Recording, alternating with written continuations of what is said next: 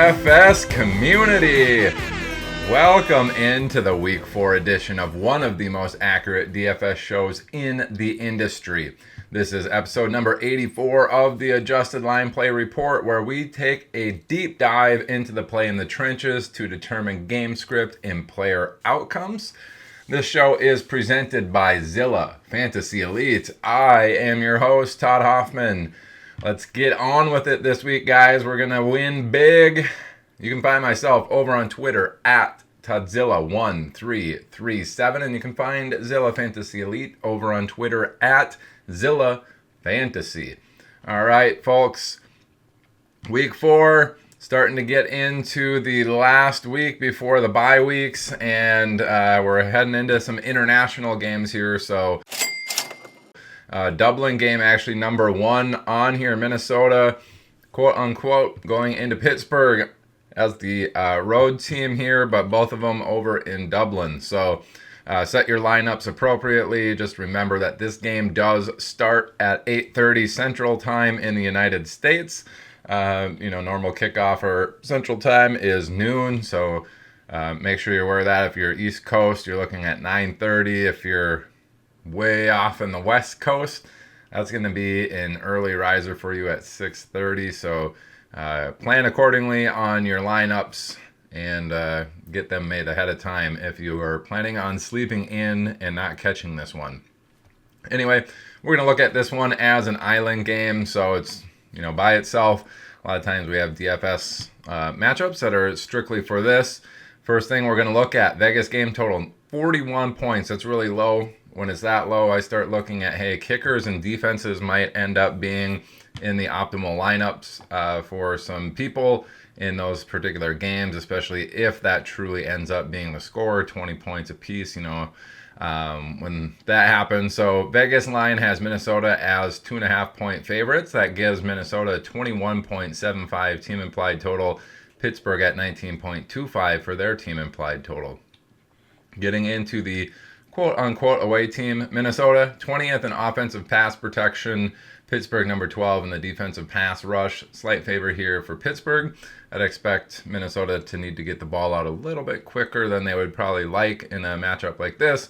Fortunately for them, Pittsburgh really bad in the pass DVOA, number 27. Minnesota, though, number 27 in pass DVOA, so I haven't been super successful there. But usually when it's even up like that, I say, hey, studs eat. That's going to be the case. Justin Jefferson, we might see him explode for a solid game here against Pittsburgh across the sea, so watch out for that. And then the run blocking side looks really good for Minnesota. Number 5 in offensive run blocking, number 5 in offensive run DVOA, been very successful there. Pittsburgh, decent, number 11 in stopping the run, but then number 21 in run DVOA, so really would expect the Minnesota run game to hum in this game, so really good there for Jordan Mason. I think he could have a solid game. And, Minnesota needs to get the ball out a little bit quicker. You could probably see some dump-offs to him as well. But really looking at Justin Jefferson and Jordan Mason having a pretty solid game based off of the matchups here. Then on the Pittsburgh offensive side, number 19 in pass protection. Minnesota number 4 in pass rush. So I'd expect Pittsburgh to take some sacks, be under a little bit of duress in this particular matchup. Number 2 in pass DVOA for Minnesota's defense. Pittsburgh number 17. This is telling me, hey, Aaron Rodgers in that Pittsburgh pass game probably going to struggle against Minnesota's defense here. Not very good for them being able to sustain drives and move the ball very effectively down the field.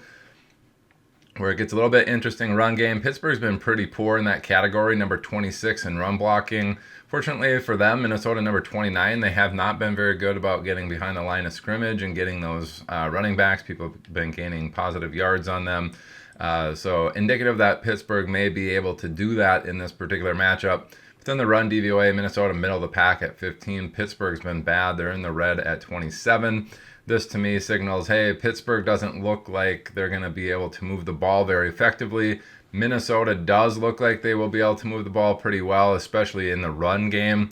So this leads me to believe, hey, 41-point Vegas game total, probably going to be the case based off of this. I don't see Pittsburgh scoring a ton of points, 14 to 17, somewhere in that range, maybe a little under this 19.25 projection. 19 points and under, I think you would hit on that particular bet. So keep that in mind. And then Minnesota, I think 21 points based off of this is probably an acceptable range, 21, 24, somewhere in that range. Looking at the pace of play, Minnesota has been playing slow this year, but this is with a couple of games of J.J. McCarthy, and they really slowed down how many plays they were calling when he was in there. And then Pittsburgh, they're 23rd in neutral situation pace of play, so both teams actually, it looks like they're tied for offensive neutral situation pace of play, which is bottom 10 in the league. Wouldn't expect a ton of points. I think Vegas did a good job of saying 41 in here. With that being said, if you're playing an island game matchup on DFS, I would be playing Justin Jefferson. I'd be playing Jordan Mason, and probably be playing that Minnesota defense.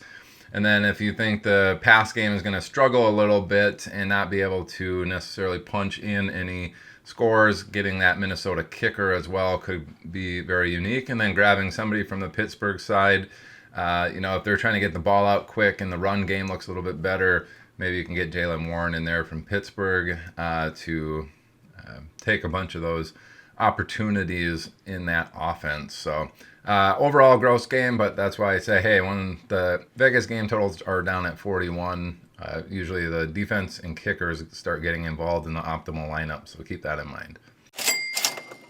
All right, now getting into the main slate. Number one, we're going to go number one through the 11th ranked game on the main slate. So number one here, the shocking Indianapolis Colts heading into Los Angeles Rams with a 49.5 Vegas game total. So Vegas does like the Rams to pull this one out. They are 3.5 point home favorites.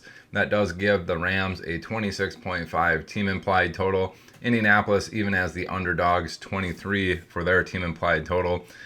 This week, that is good for number 3 on the Rams on their team implied total. Indianapolis at number 11 out of the 22 teams, actually sitting at right in the halfway point at 23 points. So that gives you an idea. 23 points, pretty healthy value there, and they're only right at the median mark for the teams this week. So there's a lot of high-scoring games, if you can imagine that. Indianapolis, number 11 in pass protection is pretty decent, but the Rams really been really good at getting after the quarterback. They're number 3, so top 3 in the league. I'd expect Daniel Jones to be under a little bit of pressure in this matchup, need to get the ball out a little bit quicker. Typically when that happens, you're going to look at running backs and tight ends and any of the wide receivers who run more underneath routes getting more targets in a matchup like this. So Jonathan Taylor, not really a target earner, but you could see him with a few more targets, and I'd say it's probably more beneficial for Jaylen Warren on those underneath routes. I'd expect him to have a pretty solid game based off of this. Pass DVOA, Indianapolis been really good, number 1 in pass DVOA. Rams, though, number 7. Expect the Colts to struggle a little bit more than they have perhaps this season against this Rams defensive front, so just keep that in mind. The run blocking, though, looks pretty good for Indianapolis. Number 11 in run blocking, Rams 27th, so Rams have not been good in terms of stopping any running backs behind the line of scrimmage or at the line of scrimmage. Indianapolis has been pretty good about getting positive yardage. Indicative that Jonathan Taylor probably going to be moving the chains or moving the ball pretty well on his runs on a run-by-run basis, 4 or 5 yards at a pop. Would expect something like that. And then the run DVOA, Indianapolis number 11, Rams number 18, slight favor there for Colts. I would say they're going to lean heavily on this run game to be more successful on offense, and then mixing in this pass game. So probably one of those Jonathan Taylor and Jaylen Warren type games for the Colts. I'd be avoiding the pass attack in this one, despite Daniel Jones being very good. And then, as always, like if they're going to be under pressure, there's an opportunity to scramble more often. You could see Daniel Jones with some decent rushing yardage in this if he's able to escape the pocket. Rams on offense, number 24 in pass protection, so been taking some sacks. The Colts, though, number 20, have not been super good in that. That's more of an even matchup. Nothing to write home about for that. Just a standard day at the office passing. Pass DVOA, Indianapolis very good at number 3. The Rams also pretty good at number 11, but that is in the favor of Indianapolis. I expect the Rams to not be as effective passing in this game, but it's a slight, below average matchup for them here this week. The run game though looks very, very good. Number one across the board for the Rams in run blocking and run DVOA. Kind of interesting considering how poor, I guess, Kyren Williams has been in fantasy, but Colts in the red there, 25 in stopping the run, 23 in run DVOA. This is indicative that Kyren Williams should have a very good game against this Indianapolis team. And with them being pretty good so far this year, I wouldn't be shocked to see the Rams lean a little bit more heavily on the run game to prevent that Indianapolis Colts offense from getting onto the field. So watch out for Kyren Williams, I think, in this matchup to have a pretty solid game. And we've seen Blake Corum step in there, get 8 or 10 touches here the first part of the season. Wouldn't be too surprised to see him get in on some pretty high efficiency touches there this week as well. Pace of play, Rams 11, Indianapolis number 27. Based off all of this, the offenses outside of the run game don't look like they're going to do so hot. I think this 49.5 could be a little high. The 3.5 Vegas line, I think, though, is pretty accurate. I think Rams do take this game pretty handily. The scoring, though, I don't know if it quite reaches the 50-point total that they're expecting here. All right, and then getting into the Baltimore-Kansas City game, number 2 game on the slate here. They have a 48.5 Vegas game total, so very good there. Baltimore actually 2.5-point road favorites heading into Kansas City here. I guess Baltimore 25.5 team implied total, 4th best on the main slate. Kansas City at number 23, tied with the Colts at 11th.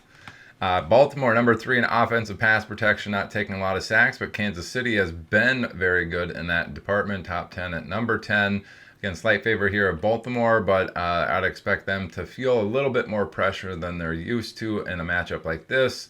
Pass DVOA, though, very good for Baltimore, number 2. Kansas City, middle of the pack at 16. That's heavily in the favor here of Baltimore. I'd expect their pass game, despite needing to get the ball out a little bit quicker, to be actually pretty effective in this and pretty efficient. Run blocking side, Baltimore number 30, Kansas City 16 in stopping the run.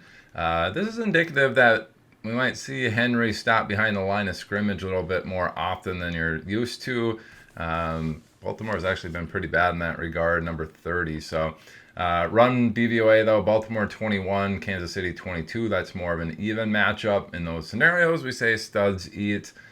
King Henry, probably a stud at this point in his game, in his career yet. So taking that in mind, I think Baltimore are going to have to move the ball via the air a little bit. They're going to be more efficient there, needing to get the ball out a little bit quicker. And then that run game is going to be pretty volatile. There's going to be some stops behind the line of scrimmage, but then you're also going to see some pretty nice plays there, I think, in the run game from Baltimore.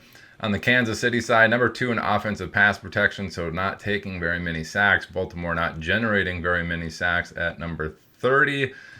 This is a huge favor for Kansas City. I would say they're probably going to have plenty of time to throw the ball. In a situation like that, you could look at Tyquan Thornton. He's been their deep threat. I think they're going to have time to throw, and he could benefit from that. Pass DVOA also in the favor of Kansas City, 13-21, although it's not that big. It is slightly there in the favor of Kansas City, which is good for their pass attack.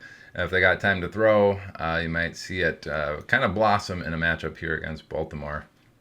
And then the run blocking side, Baltimore number 30 and 30 across the board on defense in the run game. Kansas City number 7 in run blocking, number 12 in run DVOA. This is telling me, hey, I think Kansas City's run game might be really good in this game. Pacheco and Kareem Hunt have really been splitting those carries. You might see them be really effective in this matchup. Kansas City with time to throw and a slight favor of them in the pass DVOA. I'm going to go ahead and we're going to get the purge siren here. I think Kansas City actually upsets Baltimore here at home.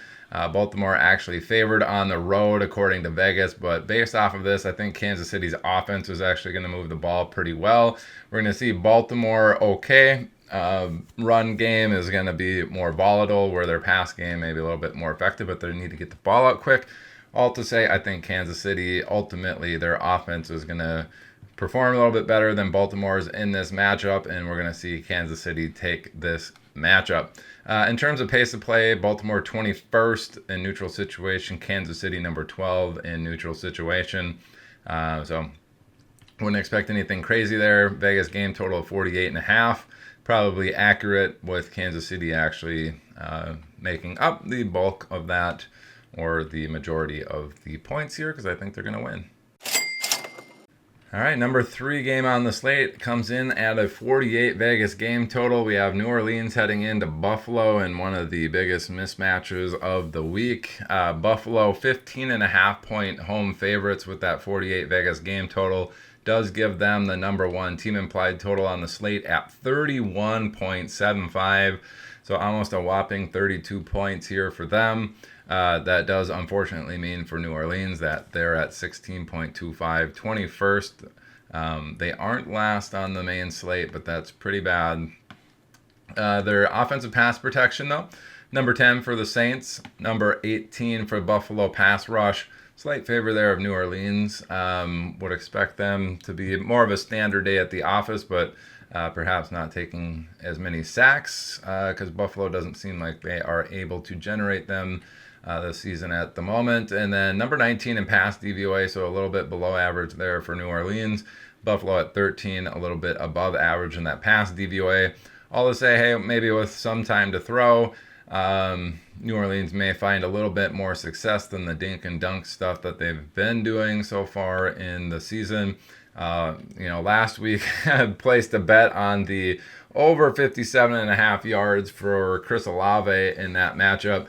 Sure enough, he gets 10 receptions. That should be an easy over 57.5 yards, but we see him come in at 57. He actually ruined a couple of 4 and 5 leg parlays that I had put in as the only one who didn't make it, which is really unfortunate. So, if that's going to be the case, low yardage, I probably should have bet the receptions on that game. But anyway, run blocking here, New Orleans really bad. Number 23 in the red, number 28 in run DVOA, also in the red. Buffalo number 5 in stopping the run. So I'd expect a lot of behind the line of scrimmage runs here for New Orleans. Probably getting stopped at or behind the line of scrimmage really frequently in this one. And then the run DVOA, though, for Buffalo, number 29. That means people have been successful when running on Buffalo. That's an even up matchup. We say studs eat. Alvin Kamara, not as big of a stud as he used to be, but I think probably going to be one of those volatile games where behind the line of scrimmage a lot, and then may find himself with a few ripped off, 15-yard runs in this matchup. Buffalo offense, number 6 in pass protection. New Orleans, number 10 in the pass rush.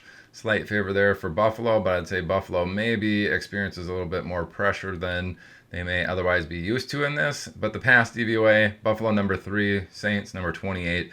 Massive favor here for Buffalo, despite needing to get the ball out perhaps a little bit quicker than they're used to against this New Orleans defense. I think they're going to be very successful. They do spread the ball around in the pass game, but keep an eye out on that. I think one of these players could have a pretty solid game here against the Saints, especially if they're up a bunch. They're going to be scoring points. It could be through the air. The run game, number 2 for Buffalo, number 13 for New Orleans. And project James Cook and company to get positive yardage on most of their runs. But then the run DVOA, number 7 for Buffalo, number 10 for New Orleans. Really an even up matchup. Studs eat in this scenario. In my mind, I don't necessarily think of James Cook as a stud running back in the NFL, but he has been lights out so far this year. Does that continue this week? I don't know. Buffalo's got a huge point total up here, but it does look like the pass game is going to do a lot of the efficiency lifting here. Could get him into scoring position to score some touchdowns. Just keep that in mind. But it doesn't look like James Cook will necessarily be doing the heavy lifting, although I expect him to be successful on a play-by-play or run-by-run basis. Saints do play very fast. They're number 1 in overall situation or offensive neutral situation pace of play.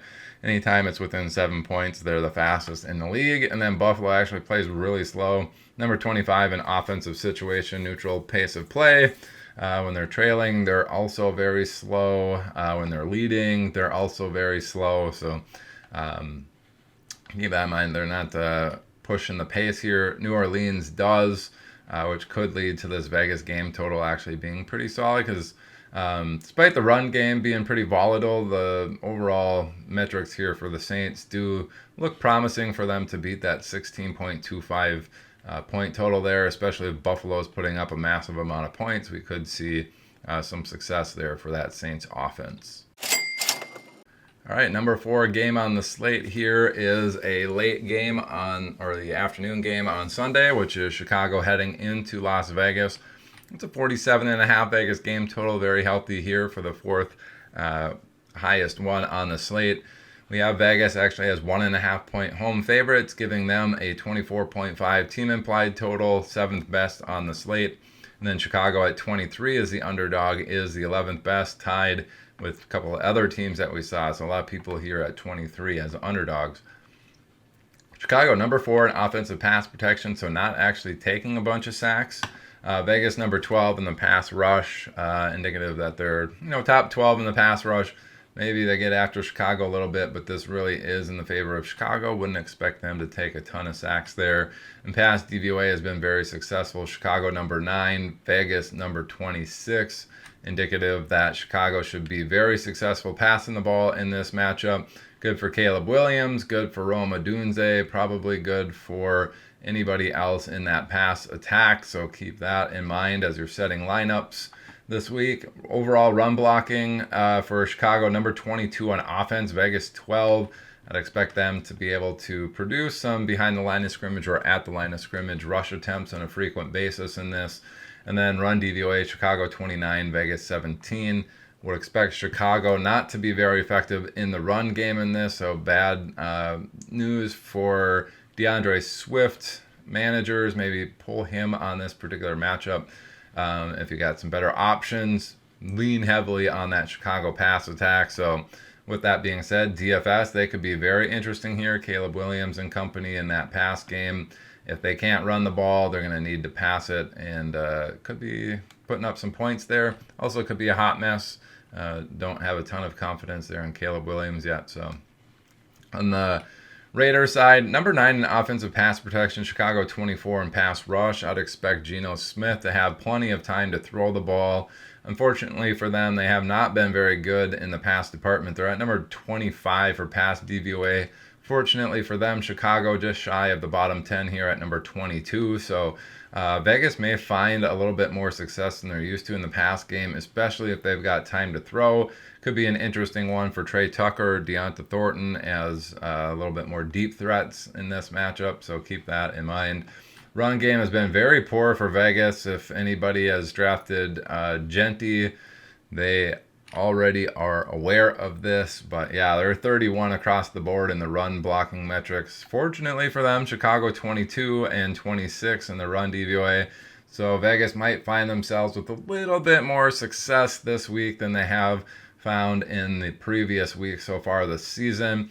Keep that in mind. Could be a solid week here for Ashton Genty. Finally, this could be his more breakout moment for the season upcoming here. Chicago plays pretty quick. Number 4, offensive neutral situation pace of play.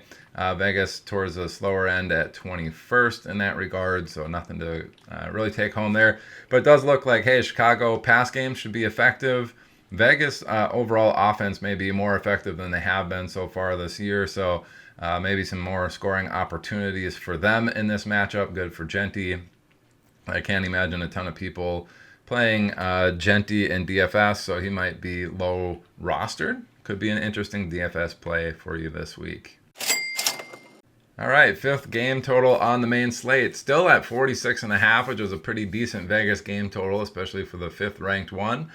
We have Jacksonville heading into San Francisco with San Francisco 3.5 point home favorites, giving San Francisco a 25 team implied total, good for 5th best on the main slate. And then Jacksonville at 21.5 is 15th best on the main slate. So Jacksonville 23 in offensive pass protection, San Francisco 21 in the defensive pass rush. They did just lose Bosa for the season, so it's probably going to look even worse after this week.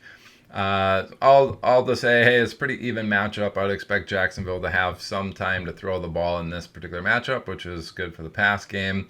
Pass DVOA, though, Jacksonville 20, San Francisco number 8. That's pretty heavily in the favor of San Francisco. Just keep in mind, Bosa is out on defense now for San Francisco. That could change these metrics, but really not looking good for the pass game in Jacksonville against the San Francisco defense, despite having some time to throw. Now, the run blocking, Jacksonville number 3 in run blocking, been very good at getting positive yardage. San Francisco middle of the pack there at 15. Slight favor here for Jacksonville in their run game, but then the run DVOA, Jacksonville's been very good at number 6. San Francisco, though, at number 7. All being told, if you got any studs, they will eat in these types of matchups. I don't think Travis Etienne or Bashal Tutin necessarily studs at the moment, so keep that in mind. It's just going to be maybe a standard day at the office with some positive yardage on most of their runs. San Francisco side, number 22 in pass protection. Fortunately for them, Jacksonville is red at number 26, so they should have a little bit more time than they're used to throw. San Francisco has been very successful when throwing, so top 6 at number 6 in the pass DVOA. Jacksonville, though, number 4 in pass DVOA. So San Francisco, it's almost like a standard day at the office. They may find a little bit less success than they're used to against this Jacksonville pass DVOA, but they should have time to throw. Juwan Jennings, Ricky Pearsall would probably be your best bets. We do have Brock Purdy back, so could be an interesting one there. And then run blocking side, San Francisco 20th. They've been pretty bad in that regard. Jacksonville number 10. I'd expect a lot of at the line of scrimmage or behind the line of scrimmage rush attempts here from the San Francisco side. Run DVOA, Jacksonville above average at 13, San Francisco in the red at 24. Would not expect San Francisco's run game to be very successful here. If they're going to move the ball, it's going to be through Brock Purdy and company. Based off of what I'm seeing here, time to throw the ball, but the pass DVOA is not really giving them great matchups. And then, Jacksonville's run game, positive yardage, perhaps, maybe not getting a ton of explosive plays. And San Francisco's rush defense or run game not being very good. It leads me to believe that this 46.5 points might not be, attainable in this type of environment. The one thing that could sustain it, though, Jacksonville number 8 in neutral situation pace of play. San Francisco number 6 in that department. So very fast-paced teams do push the pace a little bit, leading to some more opportunities for scoring points. So just keep that in mind. But really, probably a close game here. Vegas says 3.5 points. I think it could be a little bit closer than that. Maybe not scoring as many points as Vegas said, but all in all, just an interesting game there. Should be a well-fought, hard game in NFL terms, but probably something I'm avoiding in terms of DFS. Alrighty, number 6 game on the slate comes in at 44.5 for the Vegas game total. Cleveland heading into Detroit, 10-point home favorites there for Detroit, giving them a 27.25 team implied total, second best on the main slate. Cleveland then at 17.25 is 20th on the main slate, so third to last there. Getting into the Cleveland side, pass protection number 29, pass DVOA number 31, been very bad in that department. Detroit generating lots of sacks, defensive pass rush number 2. I would expect Joe Flacco to be under pressure a lot in this. Detroit's defense probably generating quite a few sacks, and those always lead to strip sacks and potentials for errant throws and turnovers. So keep that in mind as you're setting your lineups here. Detroit defense could be solid. Pass DVOA, Detroit in the red as well at 23, but that's still better than Cleveland's 31. Maybe they find a little success here against Detroit after needing to get the ball out very quick. Just keep that in mind. Harold Fannin, David Njoku probably going to end up being a little bit better in this type of matchup than some of the receivers. Then the run blocking side, Cleveland number 19, Detroit number 19. That's even up. Nothing to write home there. Cleveland 16 in the run DVOA, Detroit number 4 in run DVOA. I'd expect them to have some explosive run plays here against this Cleveland defense. I would expect Cleveland to not have any explosive run plays against this Detroit defense. So standard day at the office in terms of positive, negative yardage, but probably not breaking off any big runs here for Cleveland. On the Detroit side, we have number 1 offensive pass protection for Detroit, not taking a lot of sacks. But Cleveland, really good defense at getting after the quarterback. They are number 1 in the pass rush. I expect Goff to be under more pressure than he's used to in matchups. He's not that good when under pressure, so keep that in mind. Detroit, number 5 offensive pass DVOA. Cleveland, number 18 in the pass DVOA department. So they could be successful despite needing to get the ball out quicker. All to say, I think Detroit's probably going to lean heavily in that pass game, more on Jahmyr Gibbs, the running backs. You're going to be looking at Sam Laporta and Amon-Ra St. Brown in this. It's probably less of a Jameson Williams type week based off of needing to get the ball out a little bit quicker. Run game, Cleveland, number 1 in both run departments. Very good there. Detroit, number 13 in run blocking. And then number 2 in offensive run DVOA. So really even up matchup here in the run DVOA. Studs can overcome that. I think Jahmyr Gibbs is probably that in the NFL. So he could still produce despite this matchup not looking very good on paper against this very good Cleveland defense. Jahmyr Gibbs probably going to be leaned on heavily in this game if they need to get the ball out quick. And if they're going to be running the ball with any success, it's probably going to be him doing that rather than David Montgomery. Interesting matchup here. I think Cleveland's offense just is going to sputter and not do very well. The 17 doesn't seem likely for them. Detroit, though, also, I'm not sure based off of this if they're going to be super great at moving the ball against Cleveland. We did see them shut down Green Bay and actually pull out the win against them last week. So while a 44.5 isn't like a huge Vegas game total, I don't think either of these teams necessarily hits their actual team implied totals this week. So I'd be fine betting the under here. Cleveland heading into Detroit. All right, 7th game total on the main slate comes in at 44 points. That's Philadelphia heading into Tampa Bay, and Philadelphia are 3.5-point road favorites here. That gives them a 23.75 team implied total. 9th best on the slate. Tampa Bay at 20.25 is the 17th best on the main slate. Phillies pass protection number 20, Tampa Bay number 16. Really both of them in the middle of the road there. Nothing to write home about. Standard day at the office for time to throw. Pass DVOA even up 16 to 15 in those scenarios. We say studs eat. I think the Philadelphia Eagles have a couple really good wide receivers there in A.J. Brown and Devonta Smith. So could see some success there, especially standard day at the office. We could see that become very successful. Looking at the run blocking, Philadelphia, number 27. So getting a lot of stuff at or behind the line of scrimmage this year. Tampa Bay, number 4 in stopping the run. Huge favor here for Tampa Bay's defense. I'd expect a lot of pressure behind the line of scrimmage here for the Philadelphia run game. Not looking super great for Barkley. And then that run DVOA, Philadelphia top 10 at number 10, but Tampa Bay number 2. So Philadelphia probably going to find it tough sledding in the run game, probably leaning heavier on the pass game in this. I know they've been really disappointing up to this point, but this does really signal to me that, hey, I think Philadelphia's pass game probably comes alive here against Tampa Bay this week, while the run game, isn't as explosive this week. So Tampa Bay side, number 30 in pass protection. They've been taking quite a few sacks, but fortunately for them, Philadelphia somehow at 29 for their defensive pass rush. Even with Jalen Carter back there, they are still in the red. So kind of an even up matchup. Tampa Bay maybe has some more time to throw in this matchup than you'd otherwise expect here against Philadelphia's defense. And Tampa Bay, number 10 in pass DVOA, been really good in that department. Philadelphia 19. Slight favor there for Tampa Bay. I would expect, based off of this paper matchup, that Tampa Bay's pass game is actually pretty successful. Keep an eye out for Mike Evans and his hamstring injury that could play an effect here. Just more targets to go around for Emeka Egbuka, and it does sound like Chris Godwin was practicing this week. Could see him, is listed as a full participant. Maybe we see him this week, maybe not. The run game for Tampa Bay is pretty evenly matched here. 17 run blocking, Philly 18 run blocking, Tampa Bay 23 run DVOA in the red, Philadelphia 27 run DVOA. Even worse in the red. That's really just an even matchup. We say studs eat in that.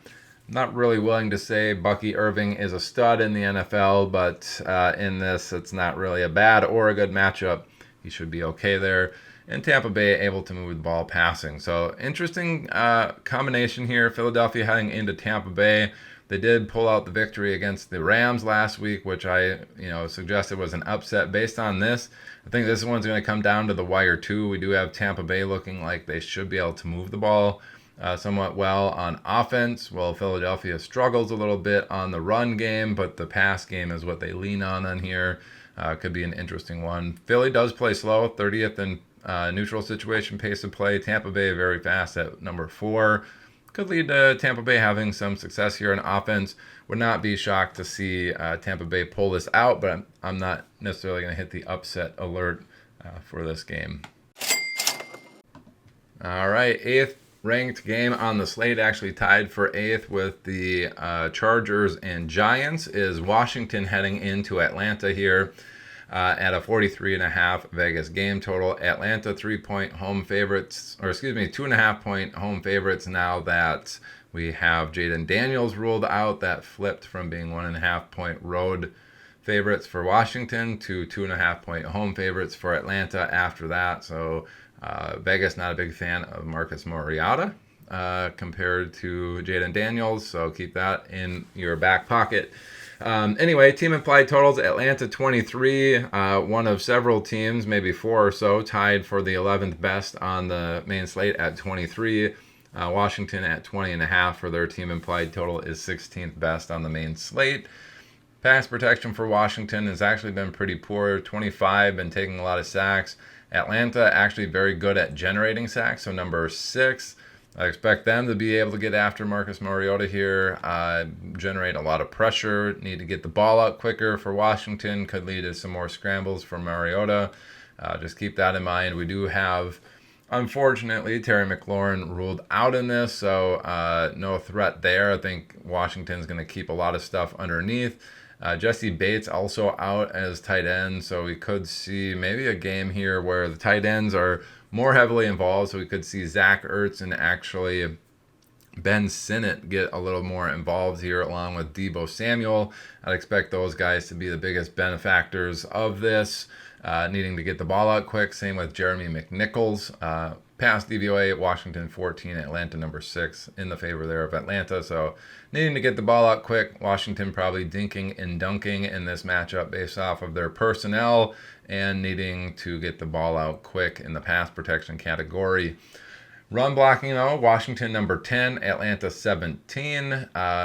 Slight favor there for Washington. And then run DVOA number 3 for Washington, number 14 for Atlanta.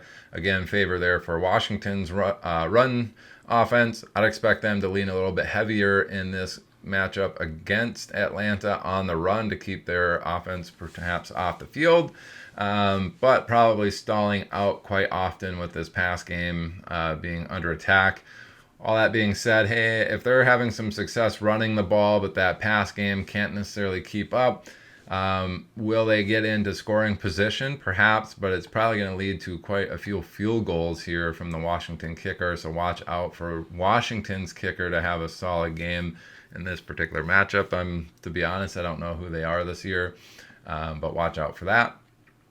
Washington on defense is number 8 in the pass rush. Atlanta 15. Should be able to generate a little bit of pressure here on Michael Penix in Atlanta. Pass DVOA, Washington number 12, Atlanta 24. This is a big favor here for Washington. Based off of this, I wouldn't expect Atlanta's pass game to be very successful. Looking like a downer there for Atlanta. And then the run side, Atlanta number 6 in run blocking. Washington, though, very good in the run game. Number 6 in stopping the run. Number 5 in run DVOA. So even matchup in terms of positive or negative yardage each and every matchup, or each and every run, but run DVOA, explosive plays, touchdowns and things like that. Atlanta a little bit behind the ball there with Washington. So if Atlanta needs to get the ball out a little bit quicker, we could see Bijan Robinson get more involved in that pass game. Wouldn't be shocked to see him with 5 or 6 catches in this, especially with Washington looking like they can run the ball a little bit.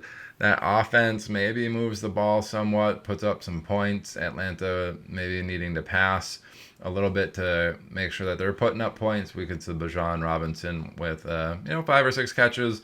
I'd be all right betting the over on his reception total in this particular matchup this week. Pace of play, Washington number 17 in the neutral, Atlanta number 26 in offensive neutral pace of play, so they don't play super fast. Based out of this, these offenses don't look like they're going to do so well. 43.5 Vegas game total. I think that's a little bit under. And then Atlanta really looking like they're going to struggle on offense in this compared to Washington. We're going to go ahead and say, hey, I think Washington heads into Atlanta. We see an upset there from this Washington squad. It might be a battle of field goals, but we'll see what happens there. If it is a battle of field goals, unfortunately for Atlanta fans, not looking like you're going to have a lot of success in a matchup like that. Sorry. All right, and the other 8th ranked game total on the main slate at 43.5 is Chargers heading into New York Giants. We do have the Chargers actually as 6.5 point road favorites, giving them a 25 point team implied total, 5th best on the main slate. New York Giants at 18.5 at 19th best on the main slate out of 22 teams. Chargers number 14 in pass protection, Giants 17 in the pass rush. Even up there, nothing to write home about. Standard day at the office for Mr. Herbert. Pass DVOA, though, different story. Chargers number 8 in the green, Giants number 24 in the red for pass DVOA. I'd expect the Chargers to be very efficient and explosive in this pass game. With the standard day at the office for throwing the ball, I would expect their offense to be in rhythm. Moving it pretty solidly there in the pass game. And then the run game also looks like a juicy matchup. Chargers 18 in run blocking, Giants 26. Slight favor there for them to be gaining positive yardage each run. And then the run DVOA, Chargers number 22, Giants dead last at 32. Omarion Hampton certainly within the realm of possibilities that he scores a couple times in this matchup, but Chargers really looking good here to score quite a few points against this Giants defense. So do like this Vegas 6.5 point line in the Chargers' favor with them scoring quite a few points so far. Let's get into the Giants side. They're number 4 in offensive pass protection, so not taking a lot of sacks.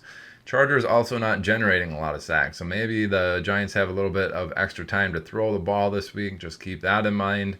Pass DVOA, though, Chargers number 5. They've been very good in that department. Giants actually 23rd in pass DVOA, despite putting up 450 yards against Dallas. Not very good here in the pass DVOA. This is a large favor for the Chargers.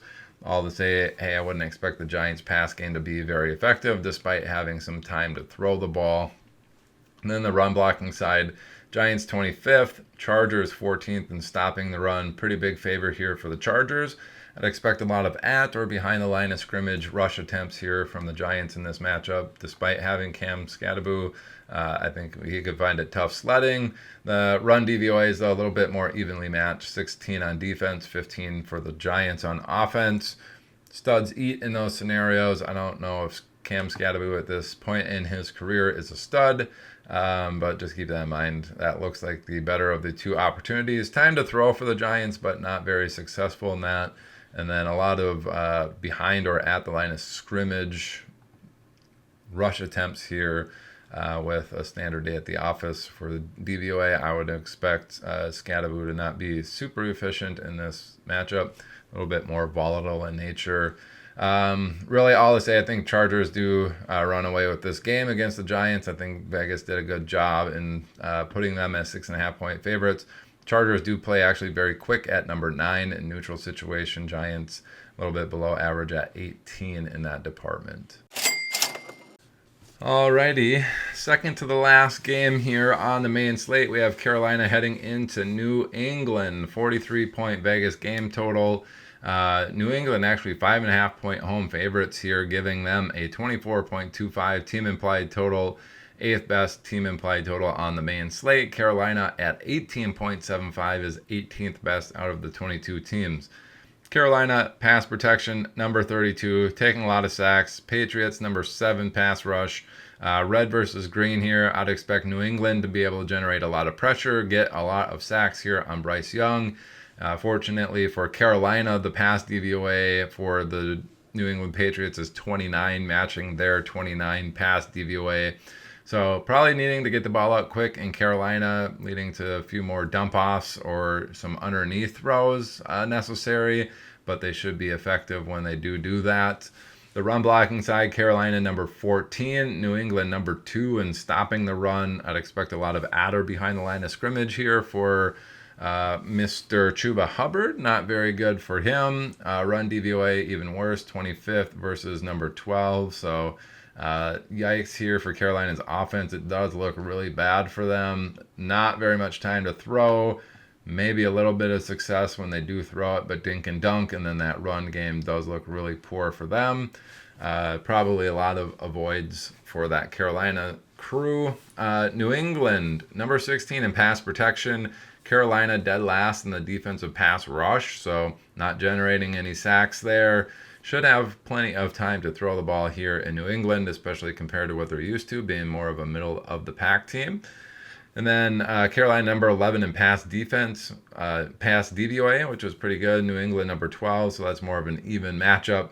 If you have a stud, they'll overcome that. I don't think New England's got this at this point, but they do have time to throw, which is going to be good for their pass game in general.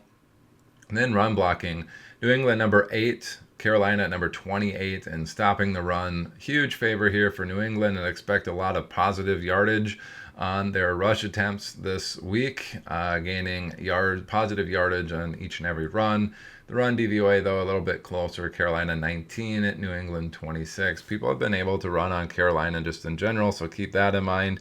The rotation could be a little bit affected this week. 2 Ramondre Stevenson fumbles last week. 1 as he was trying to go in to the end zone and turned it over, did result in them losing last week.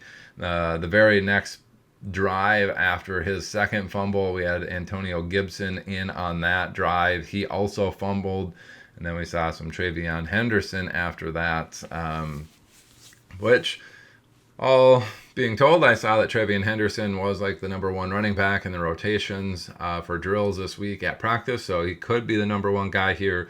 Could see him rip off a pretty explosive game in this environment against the Carolina Panthers, especially if they're up and leading in this matchup. I'd be curious to see how they handle that.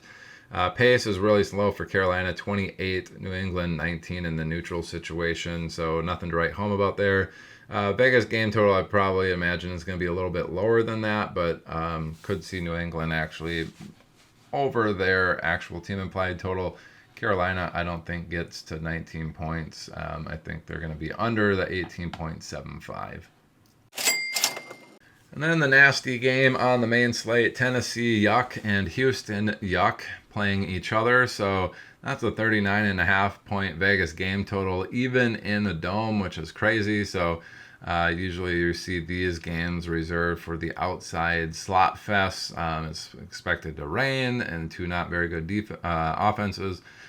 Here we have 2 not very good offenses in a dome, and then we're still at 39.5. So Houston actually favored by 7 points, so that gives Tennessee a 16.25 team implied total. Tied actually for worst at 21st on this main slate. Houston at 23.25 for their team implied total is actually number 10 despite the game environment here. Tennessee side, pass protection number 27, taking lots of sacks. Pass DVOA 32, absolute worst in the industry. Houston 14 in pass rush, big favor for them. I'd expect them to be able to generate some sacks and pressure against Tennessee here. Pass DVOA middle of the road at 17, way better than Tennessee's 32, so would not expect Tennessee to be able to pass very well in this game environment. The run game, though, a little opposite. Tennessee number 12 in run blocking. Houston 32nd in stopping the run, so that should be good for Tony Pollard.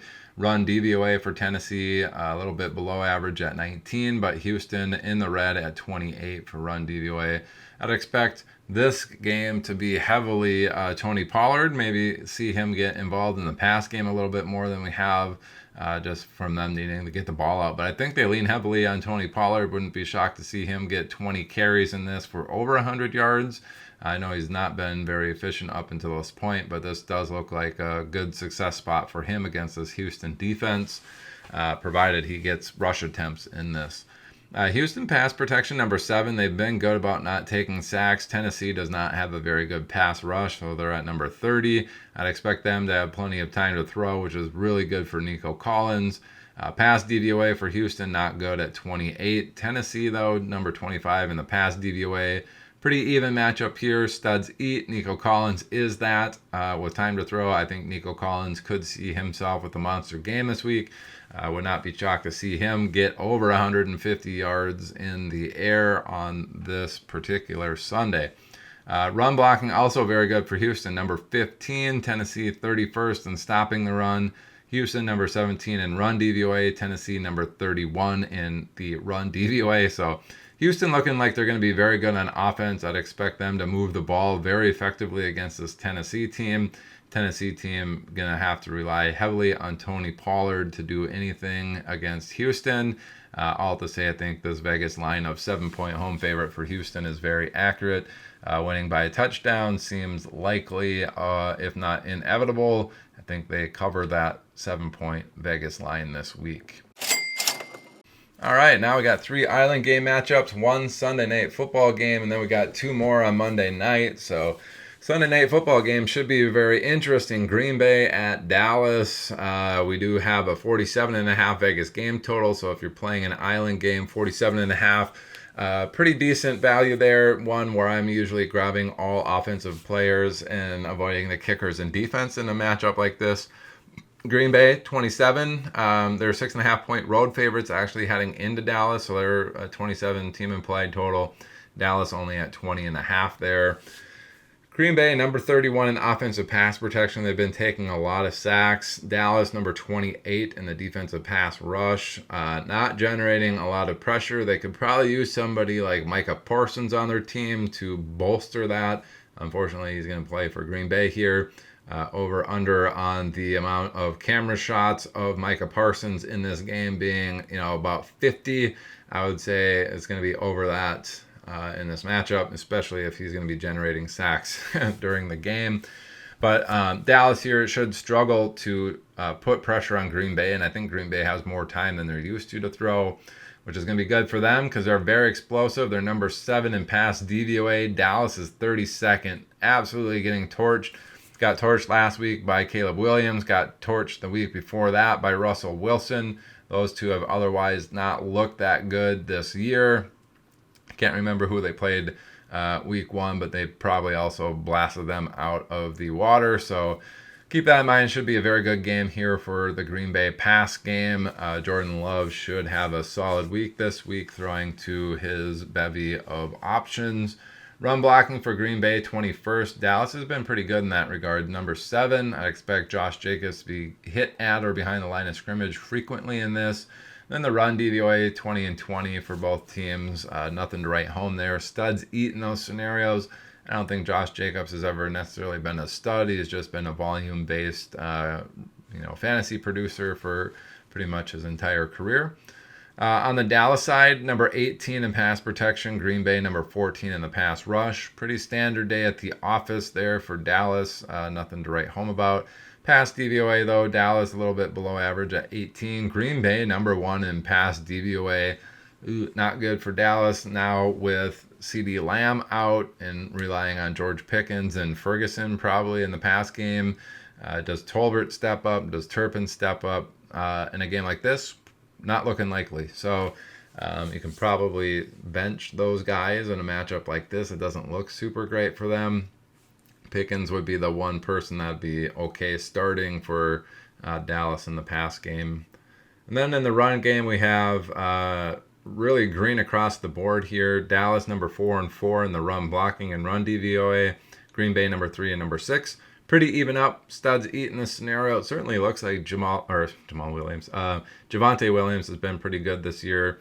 Does that continue against Green Bay? Probably not. Really looking like Dallas is probably going to struggle a bit on offense in this, which unfortunately for them, Green Bay does look like they're going to be very good in the pass game, not so good in the run game. And then Dallas just looks like they're going to struggle in general on offense. So it's 47.5 Vegas game total. I'm not sure if I like it that high. Green Bay could absolutely light it up in the air and put up a lot of points, but Their run game is, a little bit below average there. I don't think this game hits the 47.5 game total, despite the defense of Dallas being so bad. I just don't think Dallas is going to put up a ton of points without CeeDee Lamb either. So keep that in mind. In Green Bay, slow 31st neutral situation pace of play. Dallas third in neutral situation pace of play. I just don't think they're going to be very successful. And then Green Bay playing slow, probably grinding clock with Josh Jacobs. I would not be shocked to see this game hit the under on the 47.5. Vegas game total, though, I think is pretty good for Green Bay coming in as a road team. I do think they pull this one out. Now getting into the Monday Night Football games, we have New York Giants at Miami. They are the best of the two Monday night games here. 45-point Vegas game total for Miami and New York Jets, with Miami as 2-point home favorites. That gives them a 23.75 team implied total. The Jets at 21.25. 45-point Vegas game total, depending on what the paper says, is right about the limit where I start looking. Maybe I want a kicker or defense, depending on what the matchups look like. But otherwise, maybe all offensive players or skill position players. On the Jet side, number 17 in pass protection. Miami, number 18 in pass rush. Even up. Standard day at the office. Pass DVOA for Jets has been really bad at 26. Miami even worse at number 31. All to say the Jets should be able to move the ball a little bit better than they've been used to in the pass game. We don't know who the quarterback's necessarily going to be in this. It does look like Justin Fields is on his way to clearing concussion protocol. And we did hear if he does pass, he will be the starter here against Miami. Just keep that in mind. Unfortunately, this is a Monday night matchup, so we won't know perhaps until last second whether or not Fields is cleared. Hopefully we get some notification on that before the Sunday matchups start. Run game, Jets have been really below average, one of the worst teams in the league, 28. Miami, fortunately for the Jets, is at 20. Slight favor here for Miami, but Jets could find a little bit more success running the ball than they've been used to. And then run DVOA, Jets at number 14, Miami number 25 in the run DVOA. That's a big favor there for the Jets. I'd expect some explosive plays this week in the run game for the Jets. The pass game does look like it could be better than usual this week as well. Getting into the Miami side, number 8 in offensive pass protection, so they don't take a lot of sacks. The Jets do generate quite a bit of pressure at number 9. That's an even matchup, but I do think Miami may be under a little bit more pressure than they're used to. They're 22nd in pass DVOA. The Jets 30th in pass DVOA, so favor there of the Miami offense. I'd expect them to be able to move the ball in the air against this Jets defense, just not super explosive. It'll be more of a standard day at the office for them. The run game, though, looking pretty good on a run-by-run basis for positive yardage. Miami number 9 in run blocking. Jets in the red at 24 for stopping the run. Expect a lot of positive yardage when they do run. And then the run DVOA number 8, Miami number 9. I say studs eat in these scenarios. I do think Devon Achane is a stud. He could run all over this Jets defense. If you're playing an island game matchup, he's probably the one person I want in most of my lineups, so keep that in mind. If Justin Fields play, I would also enjoy having him and Garrett Wilson in my lineup. That's going to eat up a lot of your salary, and you're going to have to make it up elsewhere, so choose accordingly there. Do one of the backup running backs for the Jets get in the end zone? Does Miami give one to Malik Washington in the end zone? Those are the type of plays that I would be interested in getting. Pace, Jets really slow at 29. Miami middle of the pack at 14. All right, and the other Monday Night Football and last game that we're going to go over here in the adjusted line play report is Cincinnati heading into Denver. Really close here on the oranges for both teams. They might actually be the exact same, I'm not sure. But Cincinnati in the dark black text, Denver with the navy blue text, I guess, if that's what you want to call it. 44-point Vegas game total. It's a 7.5-point home favorite there for Denver in Mile High Stadium, or whatever it's called these days. giving them a 25.75 team implied total. Cincinnati at 18.25 for their team implied total. Cincinnati, 13th in offensive pass protection. Denver, number 5 in the pass rush. I'd expect some duress here for Jake Browning in Cincinnati. Probably not good for his interception prop. I would probably bet the over on him in his half interception prop. Those ones are pretty easy to win most weeks. Offensive pass DVOA, Cincinnati been really bad at number 30. Denver 14th in the pass DVOA. So expect Denver to be able to shut down this pass attack, get after the quarterback. Cincinnati probably not going to be very successful through the air here. Run blocking also very bad. 32 and 32. Chase Brown absolutely inefficient this season. Denver 21st in stopping the run, number 11 in run DVOA. Really looking bad for Cincinnati here. That 18.25 team implied total. They have loads of offensive talent, guys that are very explosive on offense, but this is really looking bad. It does not look like Cincinnati is going to score very many points. Be shocked to see if they make 18. On the Denver offensive side, number 26 in pass protection has been pretty poor, actually. Cincinnati, number 25 in the pass rush, so pretty even matchup here. Denver maybe with a little more time than they're used to throw. And then pass DVOA really even. Denver 21 on offense, Cincinnati 20 on defense. Really nothing to write home about there. Standard day at the office. Maybe a little bit more time to throw than Denver's used to. Maybe a little bit more success passing than they're used to against the Cincinnati defense. But really even up. Studs eat. I don't think Denver's really got that on their team right now. Just keep that in mind. Bo Nix, maybe a little bit more success than they're used to. If Cincinnati's not scoring, Denver's pass game average. The run game does look good here. I'd expect them to lean heavily on this. I think J.K. Dobbins could have a massive week this week. Number 16 in run blocking for Denver. Cincinnati 23rd in stopping the run. Should gain positive yardage on all their rush attempts. Then Denver number 8 in the run DVOA. Cincinnati number 24 in their run DVOA on defense. I think this is really a J.K. Dobbins week. You're going to see Denver probably lean heavily on the run game. And should be pretty successful there. I think Denver, that 7.5 point Vegas line is very accurate. Should win by over a touchdown. And Cincinnati, I think they're really going to struggle. Does Denver score 25.75 points based off of this? I don't know. They're dead in the middle of situation neutral pace of play. So 15th there. Cincinnati does play fast at number 2. But I think Cincinnati's going to struggle to score points. Denver maybe doesn't score the 25 unless they're scoring on defense. This 44 Vegas game total probably a little high. I think Denver relies mostly on the run game and chews out the clock pretty quick. Probably a pretty boring game to watch with J.K. Dobbins doing a lot of the heavy lifting in this for entertainment. All right, fellas, that's going to do it for this week's Adjusted Line Play Report, where we take a deep dive into the trenches to give you what these game scripts should look like, what the player outcomes may look like. So hopefully you had some time to watch all of these videos. Certainly appreciate any views that you had, and I hope you guys can go out there, be successful, and we can go win some money together. All right, let's go do it, folks. Week 4, NFL 2025. Smash subscribe. Hit that like button, whatever the heck you want to do. Just go make sure you win some money using this information. Peace.